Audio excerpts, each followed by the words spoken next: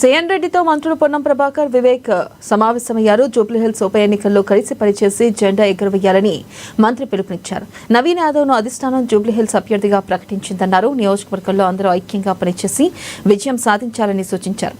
సంక్షేమ పథకాలు, అభివృద్ధి కార్యక్రమాలు ప్రజల్లోకి తీసుకెళ్లాలి అని నాయకులకు దిశానిర్దేశం చేశారు.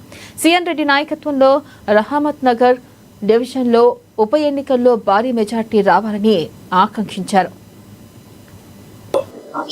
మీరు ఏదైతే పని చేయాలో పార్టీ మిమ్మల్ని చూసుకుంటుంది. మీరు గట్టిగా పనిచేసి ఈసారి జూబ్లీ ఎలక్షన్ బైపోల్స్ లో హైయెస్ట్ మెజారిటీ రావాలని చెప్పి మేమందరం వారిని కోరడం జరిగింది. వారు కూడా అన్నారు, నేను రహమత్ నగర్ డివిజన్ నుంచి 30,000 మెజారిటీ తీసుకొచ్చి ఇస్తానని చెప్పి వారు చెప్పడం జరిగింది.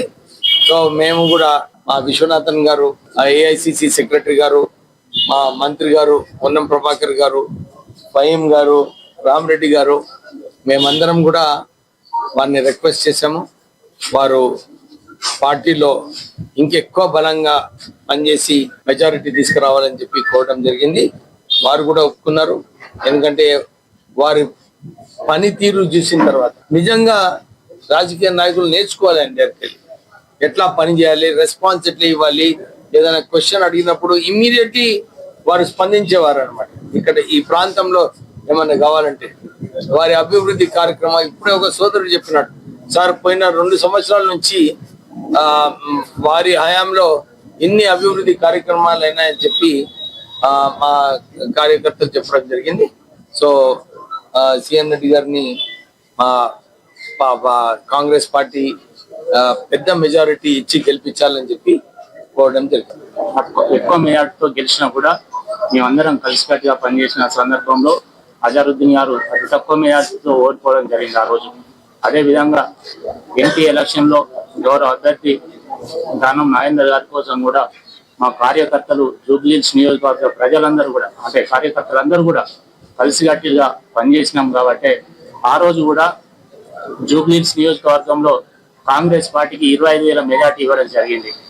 అదేవిధంగా తదనంతర కార్యక్రమంలో కూడా కాంగ్రెస్ పాలనలో, ఈ ప్రజాపాలనలో గౌరవ ముఖ్యమంత్రి వర్యులు రేవంత్ రెడ్డి గారి ఆధ్వర్యంలో, ఇన్ఛార్జ్ మినిస్టర్ గారు పొన్నం ప్రభాకర్ గారి ఆధ్వర్యంలో, అదేవిధంగా ఇన్ఛార్జ్ మినిస్టర్ మంత్రివర్యులు వివేక్ అన్న గారి ఆధ్వర్యంలో, తుమ్మల నాగేశ్వరరావు అన్న ఆధ్వర్యంలో, గౌరవ చైర్మన్ల ఆధ్వర్యంలో జూబ్లీహిల్స్ లో చాలా వరకు పెండింగ్ లో ఉన్నాయి పనులు. కాబట్టి వాటన్నింటిని కూడా దాదాపుగా దశాబ్దాల నుండి జరగని పనులని కాంగ్రెస్ పాలనలో గౌరవ మంత్రివర్యులు, గౌరవ చైర్మన్లు పర్యవేక్షించి గ్రౌండ్ లెవెల్లో క్షేత్ర స్థాయిలో ఆ పనులన్నింటిని కూడా ముందుకు తీసుకెళ్లడం జరిగింది.